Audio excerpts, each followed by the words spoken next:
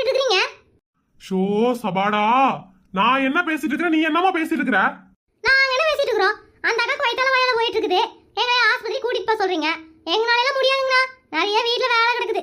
நீங்க இருக்கிறீங்க தானே? நீங்க கூட்டிட்டு போங்க. எஸ், இந்த பொம்பளைங்க பேசுறது நினைச்சா டென்ஷன் ஆகுது. எஸ் ஓய், யார் பார்த்து பொம்பளைங்கற? உன்னை விட ஒரு வயசுக்கு 2 வயசுக்கு தான் பெரியவளா இருப்பனாக்கு. என்னை போய் பொம்பளைங்கற? வேணா குஸ்பகாவ சொல்லிக்கோ. அந்த அக்கா உன்னை விட எப்படி 10 வயசுக்கு பெரியவங்களா இருப்பாங்க. ஏடி, இப்போ உங்ககிட்ட என்ற வயசை கேட்டாங்களா?